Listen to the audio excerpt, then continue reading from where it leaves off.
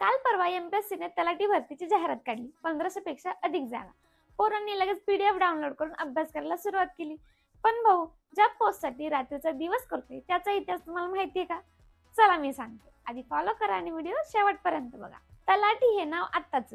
आधी गावचा हिशोब किताब, महसूल, वसुली सांभाळायचं काम असायचं कुलकर्णींचं. आणि हे पद वंश परंपरागत बापाकडून मुलाकडे आलेलं. ते पण ठराविक घराण्यात. बाकीच्यांना एंट्रीच नाही. म्हणजे सरळ सरळ जातीवर आधारित मक्तेदारी. गेम बदलला कोल्हापूरच्या राजश्री शाहू महाराजांनी. 2 मार्च 1918 एक वटहुकूम काढला आणि कोल्हापूर संस्थानातलं कुलकर्णी वतन थेट रद्द केलं.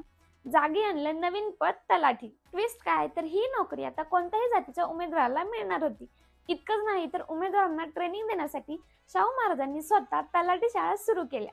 म्हणजे आजची ग्रुप सी ची पोस्ट 100 वर्षांपूर्वीचा अँटी कास्ट रिफॉर्म आहे. पुढे स्वातंत्र्यानंतर हाच फॉर्म्युला महाराष्ट्र सरकारने संपूर्ण राज्यात लागू केला.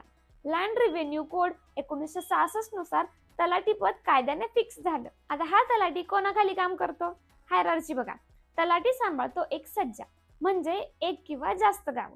त्यावर मंडळ अधिकारी, त्याच्यानंतर नायब तहसीलदार आणि मग तहसीलदार म्हणजे तालुक्याचा बॉस.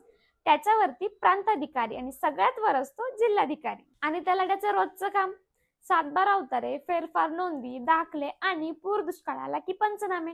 गावाचा पूर्ण रेकॉर्ड यांच्याच हातात. तर हा व्हिडिओ त्यांना शेअर करा जे तलाठी पोस्ट साठी तयारी करताय आणि मला कमेंट मध्ये सांगा तुम्हाला हे आधी माहित होतं का?